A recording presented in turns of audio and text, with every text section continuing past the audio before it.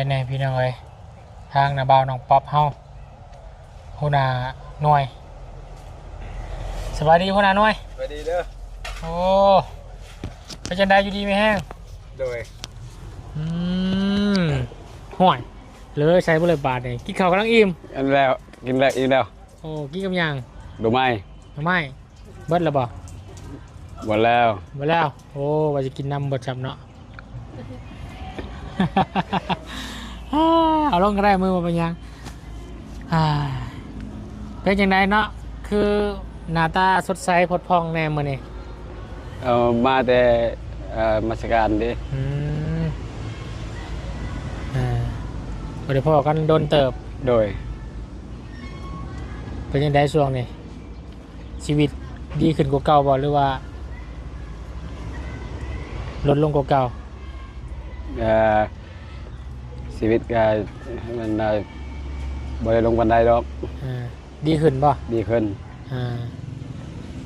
เบาแน่บ่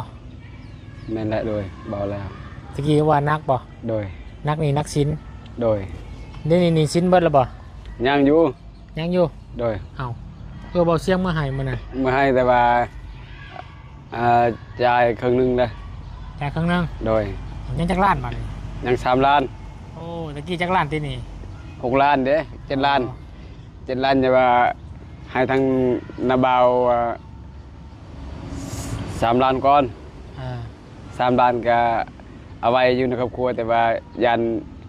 ยังรายเดือนรายมือได้ยังเข้ากับมังหมดแบบบีแบ่งไว้ใส่ใจภายในครอบครัวแน่เนาะโดยแต่ว่าใจเบิดกับภายในครอบครัวกับบ่มีเนาะโดยดีแหละพี่น้อยเพราะว่านี่ซิมันก็บ่ได้ฟ้าบ่ได้ปานใดที่โดยมีแล้วก็หายามนั้นเนาะโดยเอาพี่น้องจะได้ก็ดีใจนั่นเป็นหลายเด้อทั้งน้ำบ่าวน้องป๊อปเนาะดีใจน้ำเพิ่นก็ได้ปลดหนี้ไปอีก 50% โดยอีก 50% โดยสอบหาต่อไปโดยเห็นทางคลิปเบาเสียงเพิ่นมามอบให้เนาะโดยดีใจบ่ดีใจแล้วถ้าสิให้ดีกว่านี้ก็คือสิเบิดหนี้เบิดสินก็คือสิแฮงเบากว่านี้เนาะโดยแต่ก็บ่เป็นหยังก็ได้ผ่อนผันไปนำนั่นเด้พี่น้องเอ้ยบุญเฮาก็มาฮอดเมื่อวานนี้ไปพุ่นแหละไปต่างถิ่นแดนไกลโอ้ม่วนเนาะม่วนบ่เห็นม่วนแล้วม่วนเห็นน่ะหาตามโอ้ยม่วนไปใช่คือว่าเห็นอายไปอยู่เพิ่นโหม่วนแท้บ่ไปแขวงไสสมบูรณ์น่ะบ่แม่นแหละคนติดถ้ำบ่แม่นแหละม่วนจังได้รถจักรยานซ้ำโอ้ยภูเขาสูงซ้ำคือว่าบ่ายเขาเฮ็ดเฮือนเนาะแป๊บเดียว8 มื้อก็แล้วโอ้ย8-9 มื้อเขาสร้างเงินตลอดสร้างเล็งตลอดนี่เพิ่น7-8 โมงโหจังเลิกเวียกมาก็มาแต่6 โมงเช้า8 โมงเลิกเฮ็ดตลอดบ่ได้พักเลยก็แล้วอยู่พอเพิ่นเล็งเด้เห็นเขาลงว่าโอ้ดีใจนำแล้วเขาก็มีเงินพิเศษเนาะแม่นสร้างไปเป็นพิเศษอีกโอ้ติดตามตลอดเนาะตามตลอดเลยคือก็ม่วนได้เข้าไปจะม่วนอยู่เนาะวิวทิวทัศน์งามเนาะมีแต่ภูแต่ผางามแต่ว่าไกลหลาย500 โล500 ลักจากมือไปฮอดคืน1 กับ 2 มื้อโอ้ยเดินทางไกลนั่งรถจนเมื่อยหมดแล้วดีเนาะดีเนาะ3 คน 4 คนไปเนาะเป็นกันเบิ่งนำกันและไปกันเห็นผู้หนึ่งโอ้ยมือจนมือตายแล้วเมื่อยแล้วย่าน้ำแน่และทางไกลบ่ได้ย่างทางบ่ย่างนี่โอ้เขาเห็นบ่คือว่ามีน้ำใจโอ้หลายเด้อบ่เป็นนี่คือว่าไปสิฮอดเจ้าจะถึงเด้อนี่พอจะถึงภูโอ้สูงแต่ว่าอากาศดีเนาะฝนตกกว่านี้อีกฝนเนี่ยแล้วก็มันมีหมอกมีควันลายที่จะเห็นในคลิปนั่นแหละ จะได้ทั้งน้องป๊อปคนกันเนาะมีสร้างคนมาเบิ่งแล้วมีแล้วไก่จะได้ปลุกเสาอยู่ตารางเครื่องเจ้าขึ้นลุกแล้วเนาะแม่นแหละยังไปเสาเพิ่นเด้นั่นได้เสาฟ้าเสาฝนจึงคอยว่ากันเมื่อวานนี่ก็มาแจ้งเพิ่นเรื่องสังกะสีทางบุญมีงบทางผู้ใหญ่เพิ่นทางพ่อบุญชูเพิ่นซอยหลังคาก็สิขาดยังก็ยังแต่แผ่นไม้ชะละมียังก็ให้ทางนาบ่าวรับเบิ่งนำกันเด้อโถ่เบิ่งสร้างบางยังนำกันแล้วมียังก็สร้างบอกเขาจะเฮ็ดใส่กันวิ่งเต้นนำกันนั่นแหละเนาะโดยอาสร้างมันมาลงมือก็ได้อาศัยทางนาบ่าวน้องปั๊บนี่แหละพี่น้องเอ้ยผู้เพิ่นเบิ่งแย่งทั้งครอบครัวน้องป๊อปกันเนาะใหญ่หน่อยก็ได้ปลดหนี้ไปนำแน่เนาะดีใจเด้อโดยดีใจละลาย3 ล้านดีใจนี่เนาะโดยโอ้เห็นว่าเฮายังเข้ายังเฮาจะปลดหนี้หมดแล้วเข้าเบิดพอดีเนาะเขาก็หมดยังมีแต่เหลือแต่หาสอบข้าวเปลือกได้ยันบ่กลุ่มเนาะบ่กลุ่มแล้วบ่เสียงจนถามว่าปลดหนี้มันแล้วบ่เอาเฮาว่ายังปลดยังแต่ครึ่งนึงคือว่าบ่เบิดหมดเฮาว่าบ่มันแล้วยันเข้าเปลือกนี่สิหมดขึ้นยังอีกหาเงินเดี๋ยวนี้ก็ยากเด้แม่นแล้วใครดอกข้างเจ้านี่เพิ่นบ่เร่งรีบเนาะโดยบ่ทวงถามถ้ามันทวงถามมาเนี่ยขมั่งแล้วเนาะแม่นแหละเพราะเฮาไปส่งเงินคืนเฮาจะครอบลาวแล้วเขาว่ายัง3 ล้านปลาย4 ล้านนึงเขาว่าให้ตำรางได้บ่เขาว่าได้อยู่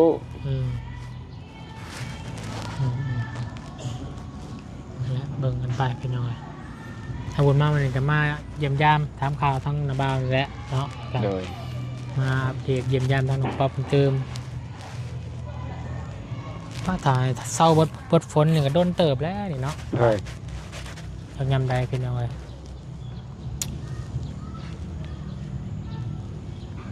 เกิดสุบตกจนหอดเป็นเดือน2 เดือนที่เนาะฝนก็ได้บอกเขาว่าใกล้10 เดือนนี่ครับฝนตกตลอดแล้วคันว่าเดือนนี่ครึ่งเดือนออกไม่นี่ครึ่งคือจะเช้าแล้วฝนนี่ดีได้ทางเบาเสียงซื้อให้ล้านบาทอีกแต่ว่าคันไปซื้อให้ก็เขาปรึกษาน้ำล้านว่าคันมื้อใดแดดเฮาสิตากแล้วตากแดดไว้มันจังบ่มุบ่เน่าเนาะบ่ไม่เปียกน้ำมันก็ดอกไว้แม่นเลย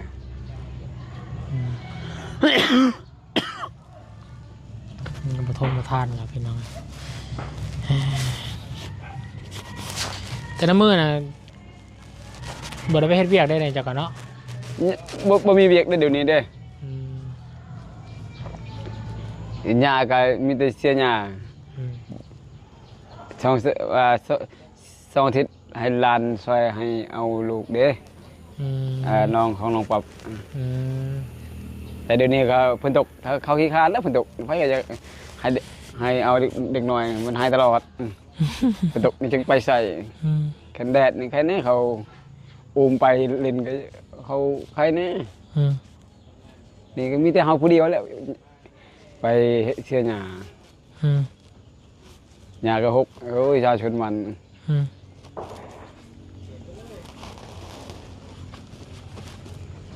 ส่วนนี้ก็หญ้าขึ้นหลายส่วนมันก็เนาะแม่นแหละต้องไปบรวัดปัดแปลงไปยามนี้แหละก็ยับพันว่ายามนี้ก็บ่ปลอดภัยก็หญ้าก็สูงขึ้นก็มันก็บ่งามปานใดดอกแม่นขึ้นแล้วเฮ็ดยามนี้ก็หญ้าก็ถอยลงเลยแต่2-3 เดือนนี่ฝนตกตลอดนี่หญ้าก็ปงไม้เราตลอดเลย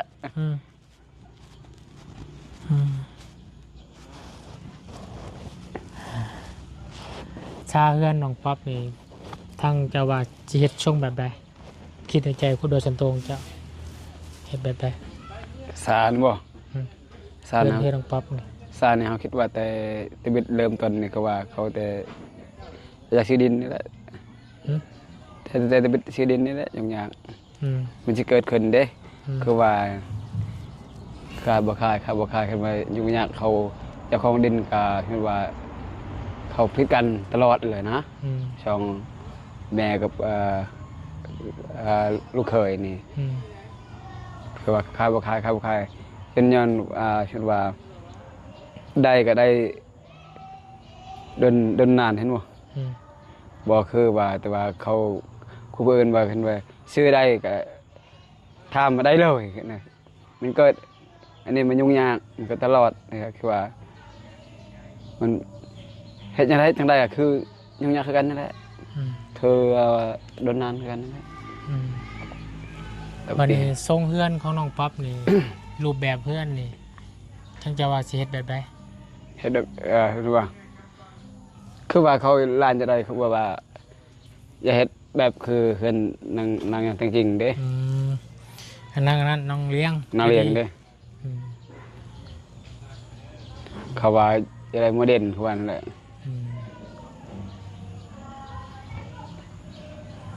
ตามบทกันเนาะโดยถ้าเดี๋ยวไปเยี่ยมน้องป๊อปก่อนโดยสวัสดีเด้อโดยสบายดีดีใจนะไม่ลายเนาะได้ปดหนีปดสิ้นล่ะพี่น้องเลยทางหัวหน้าหน่วยเฮาเนาะมาทางเบิ่งทางร้านหัวหน้าหน่วยบาทนี่พี่น้องเลยเป็นยังไงแน่เนาะฝนทำทุกมื้อเลยสบายดีเป็นยังไงใจนอนบ่รับพี่แจนอนบ่รับแล้วพี่แจเรื่องหยังสิได้ปลูกเพื่อนไวๆเนาะมื้อใดเนาะสิได้ยุกยอถ้าให้แดดออกมาไปปักตะไคร้เด้อฮะไปปักหัวสิงไข่เอาแบบนั้นก็ได้บ่ได้ถ้าปักหัวสิงไข่แล้วฝนบ่ตกเนี่ยถือว่าผ่านเอาไปเนี่ยเคยเห็นกระเจ้าปักหัวสิงไข่เบิ่งในคลิปฝนคือตกน้ำคือท่วมบ่อันนั้นคนบ่พานน่ะคนพานร้ายน่ะคนพานร้ายแต่ว่าคนยังบ่พานยังเลยน่ะปักได้บ่ทั้งปตะไคร้ได้คนเช่ายุทธเป็นอยู่บ่โอ้ก็หลายคนอยู่เคยเห็นปักว่าสิเป็นยังอ่ะแหงปักน้ำท่วมแล้วเก่าบ่โอ้ยเนาะไปเห็นอยู่ใช้ในคลิปบ่แม่อ้ายเขาถามแน่เห็นจุ้ยดำหน้าจังซี่หันคันดำแล้วก็นอนจังซี่เขาบ่นอนบ่สินอนยังเอาเคยเห็นดำหน้านอนนะแม่นสินอนยังก็สูงเก่าแล้วเขาเจ้าบอกว่าตอนสิสุกหันสิพัดแล้วสินอนเบิดบ่โอแม่นบ่โอแม่นก็ตั้งไว้อยู่เนาะเคยเห็นคนมันเป็นน้ำเข่าโดยกลับเป็นน้ำข้นบ่ไม่ยอมเนาะโดยแต่ว่าแนวเข่าสูงเท่านั้นเกียวมันก็ล่มมันก็นอนโดยแต่แนวเข่ามันบ่สูงครับเกียวทันมันก็บ่นอนโดยเคยดำนาอยู่บ่บ่เคยเนาะโดยพอสิชวนเมื่อดำนาเกี่ยวเข่าใช่ดอกเฮ้ยกระดำเป็นเนาะเป็นอยู่กะส่วนคันกะเฮียนเบิ่งเนาะเห็นเขาเจ้าดำกะเฮาก็สิดำอยากเกี่ยวก็มือถึงแล้วทั้งนี้มีแต่หูดเอาบ่เกี่ยวเขานะเกี่ยวเป็นบ่ด้วยเคยเห็ดฮะเคยเกี่ยวใช่บ่กะเคยอยู่อาสิบ่ไหวหลายปานใดแต่กะเคย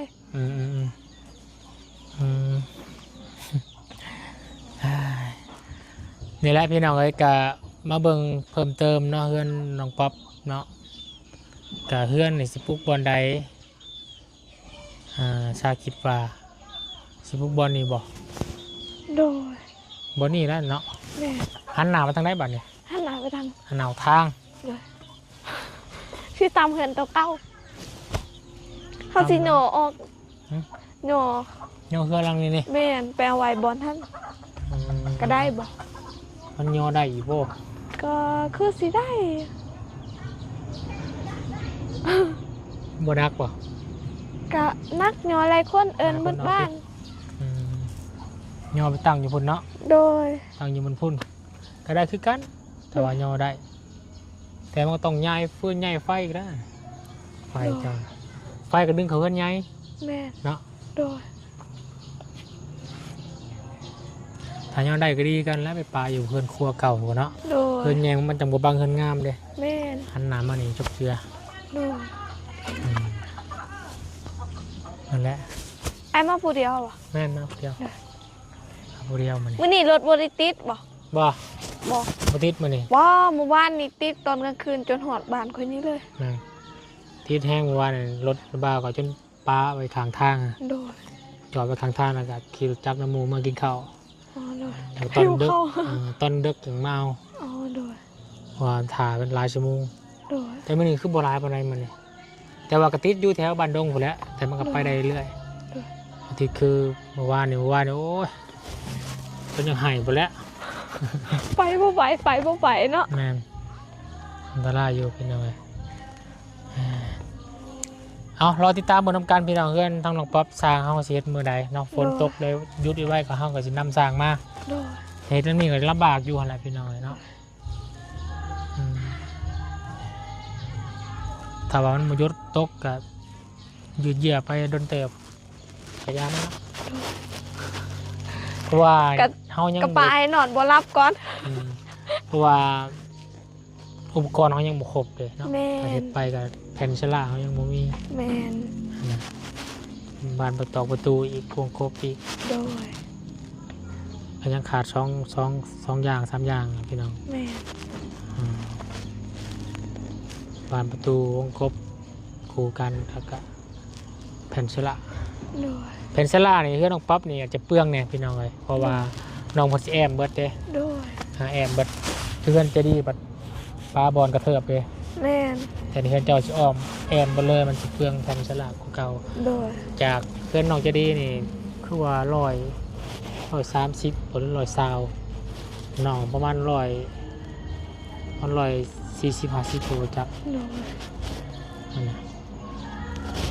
เดี๋ยวลองคำนวณมันขึ้นเนาะก็ต้องร้ายกว่าปกติเพราะว่าต้องเอาแอมเบิดเด้ แม่น เดี๋ยวเบิ่งนำกันเนาะเดี๋ยวจะได้กันนะ อยากให้น้องเพิ่นได้เฮือนงามไม่ไหวแน่ โดย มีแต่ไปขึ้นเฮือนหมู่เฮือนน้องเฮือนนุ่ง แม่น